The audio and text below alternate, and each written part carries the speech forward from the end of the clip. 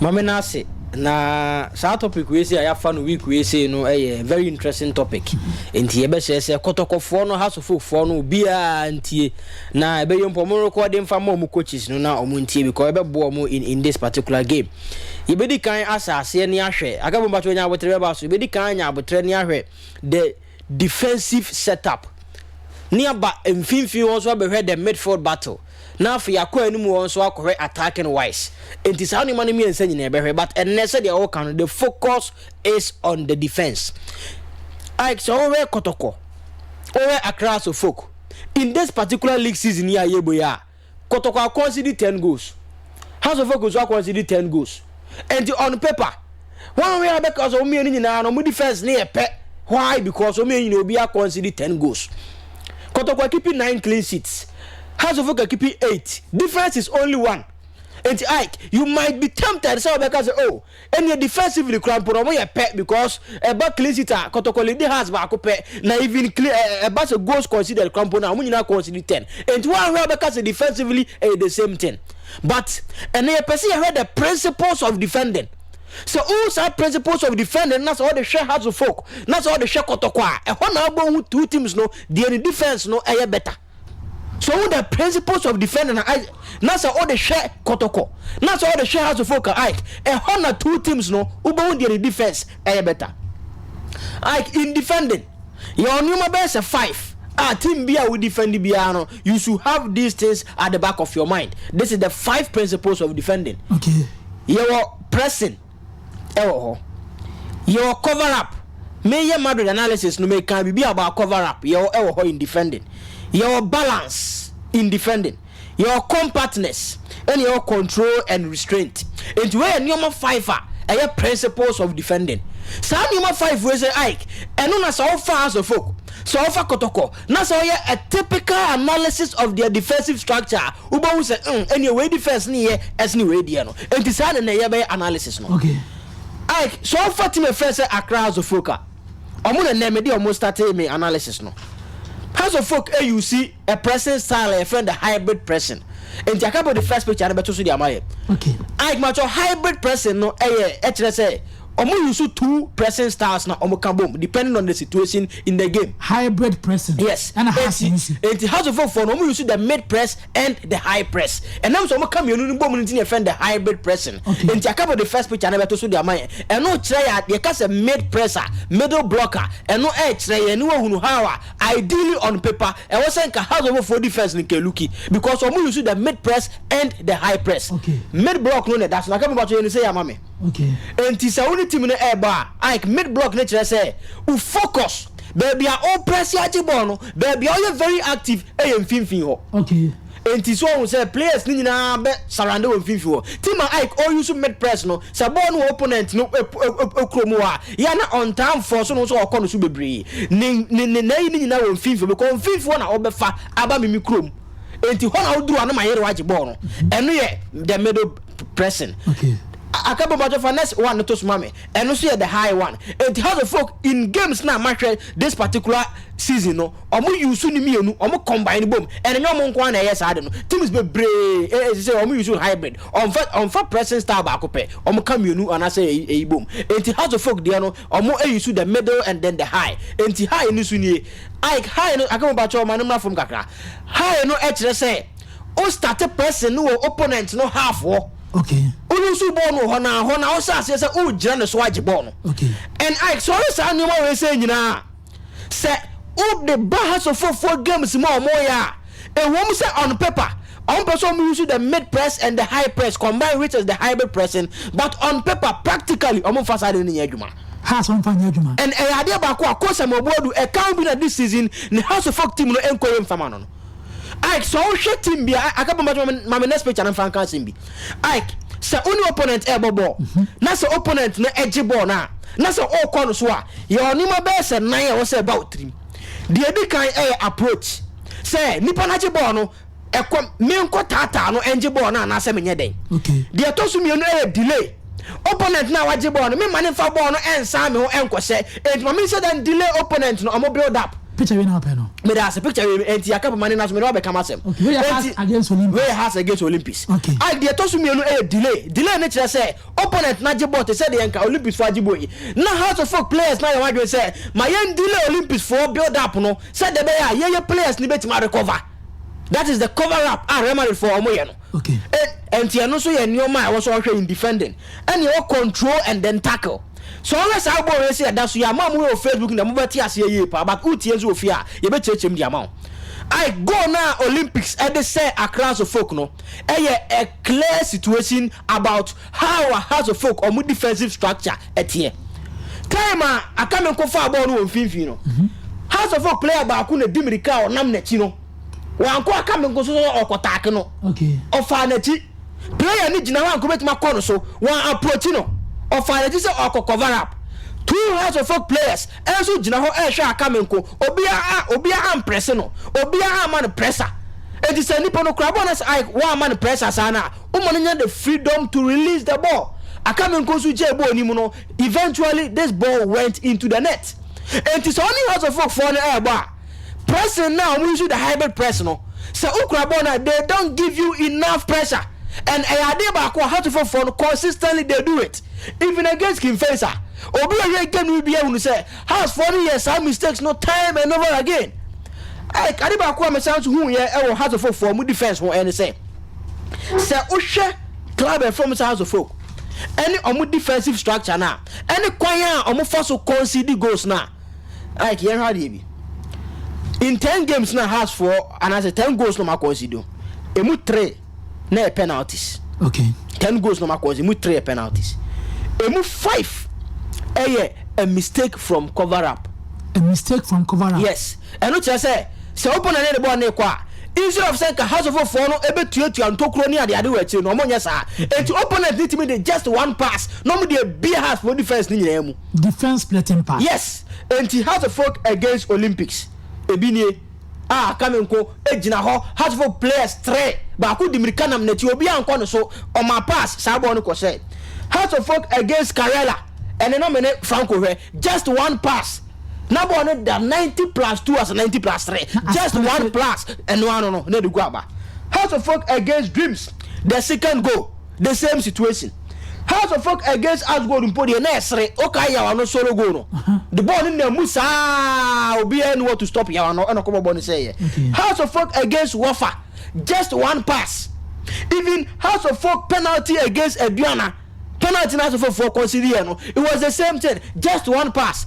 House of Folk against so teams now has ni obo na I dey consistently who house for me set up nim I can remember that for the pictures enti Adeba kwa Ike mehu House of Folk for a kwanya am for set up on team and say on team no e back compactness e back covering upper House of Folk or more form. Okay.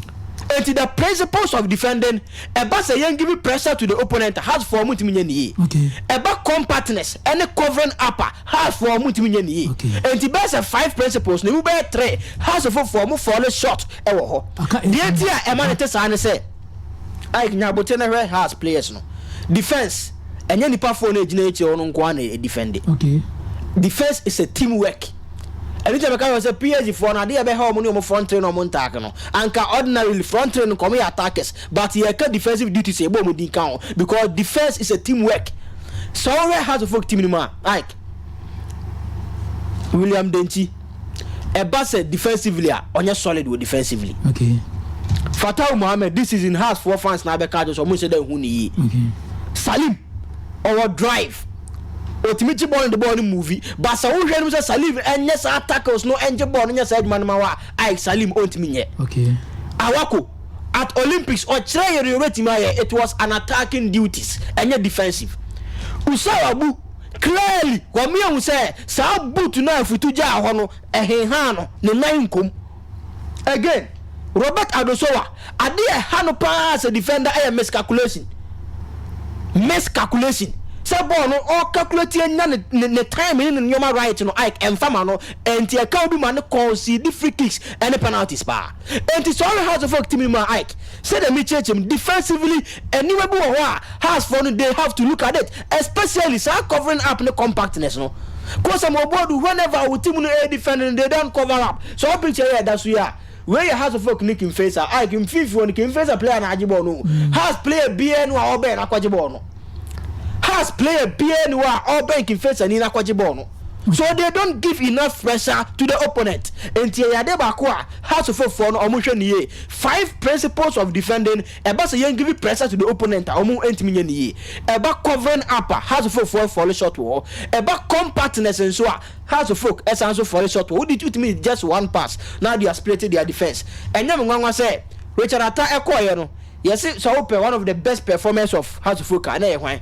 Richmond Ayi it means that obedem no short bar no so ye pa so House of Folk for omu defensive ability say they give room they concede more chances they concede they don't create they concede it enti omu makwa omu opponent no e the ball no e ba goalie no so e dodo enti eno ye nyoma ba kwa House of Folk for omu defensive setup nim now to Kotoko Ike so already Kotoko so muso consider 10 goals just like House of Folk has equipe 8 clean sheets no Kotoko so equipe 9 but me pesi enya abotre ni ehwe goals na Kotoko akonsiri no so who say goals na Kotoko akonsiri no na say o hwe nimo bi esisi in their game Ike here there Kotoko akonsiri 10 goals emu 2 na penalties emu 2 was from set pieces emu 2 was from high line exploitation.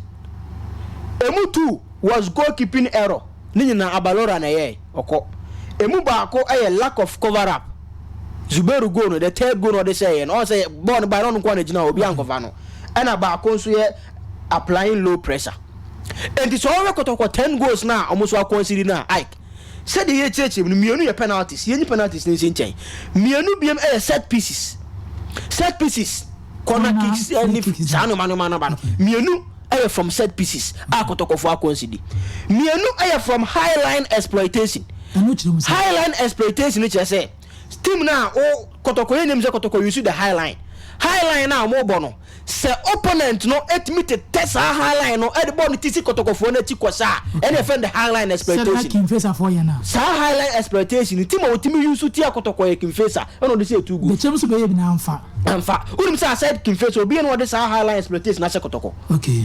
Kinfesa and Kwa media as a Kotoko. And in Kotoko last game. Mo boy against Accra Lions. Me betina ha kan no say me hu kwaya na coach no faso to solve that thing. Said there be an many players ni bi di Accra Lions for wingers nati enti anytime o make the wide areas bi ano o mo call cover enti anu ya dey ba call Kotoko phone o mo here to stop that thing. Emu mienu goalkeeping errors.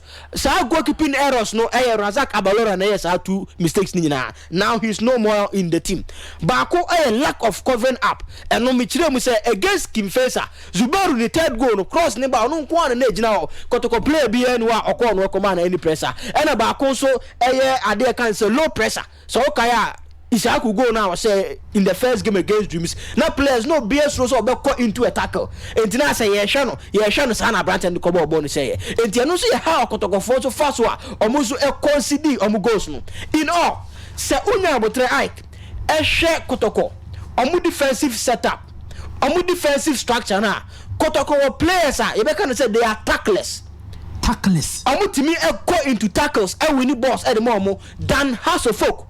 Medical card say defense no and defending and any perform no ginate won nko adwuma the entire team adwuma I hwade Kotoko ba omo agadas be tackling na momo omo mudasiru be sa tackling na momo even omo infege obi otaba na tipa drop back pa bet the defensive setup of team FM say Kotoko say Justice Blay the chief justice aba no so good tackler Shabif Mohammed at say am you so versatile on FIFA baby are not to me and it's only Kotoko any House of Folk one big difference and say Kotoko for no players are or more etimi tackle ball no winning ball no than House of Folk. Okay, that's one big difference between them and their defensive structure.